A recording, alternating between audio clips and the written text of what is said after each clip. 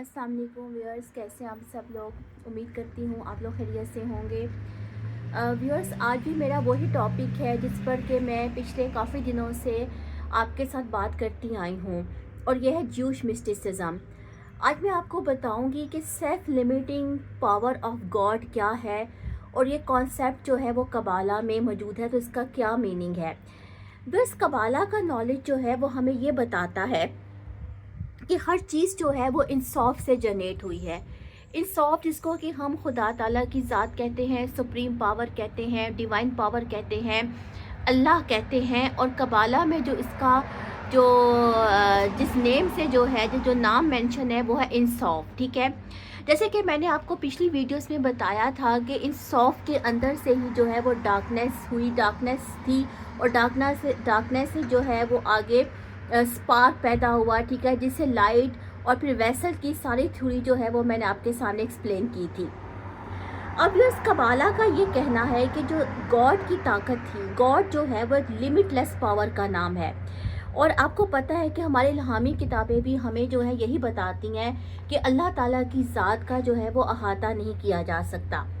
तो इस limitless power ने जो है वो अपने आप को सेल्फ लिमिट किया। ठीक है, यानी कि self limiting power of God, जिसको कि कबाला में टिम्सम के नाम से जो है वो माना जाता है, जाना जाता है। इसका मकसद ये था कि जो दूसरी मखलूक़ात हैं दुनिया में, उनको रास्ता दिया जाए। ठीक है, और उनको भी जो है वो आगे प्रोसेस करने का जो है मौका मिले। अब सबसे पहली चीज़ ये है व्यूअर्स के इंसॉफ, यानी कि खुदा की ज़ात से ही हर चीज़ जनरेट हुई है। अंधेरा जनरेट हुआ है, ठीक है, रोशनी जनरेट हुई है, उसके आगे वेसल, और वेसल से जो है वो ये कायनात बनी है। अब यहाँ पे व्यूअर्स कबाला जो है वो ये कहते हैं, ठीक है, कबाला का नॉलेज हमें ये बताता है कि we do human as divinely possible. ठीक है, and we do divinely as human possible, यानी कि ऐसा होना मुमकिन ही नहीं है कि इंसान जो है पूरे तरीके से एंजेलिक बन जाए। ठीक है, बल्कि एंजेलिक पावर्स और जो इवल पावर्स हैं वो दोनों जो हैं वो इंसान के अंदर मौजूद हैं। ठीक है, और वो रहेंगी इसी तरीके से।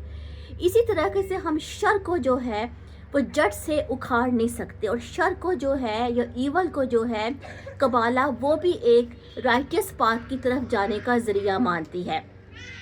हम जिस दुनिया में सांस लेते हैं, इस दुनिया में जो है वो सब कुछ है। अपने हंसना है, रोना है, ठीक है, सोना है, जागना है, सांस लेना है, जीना है, मरना है, सब कुछ इस दुनिया में है।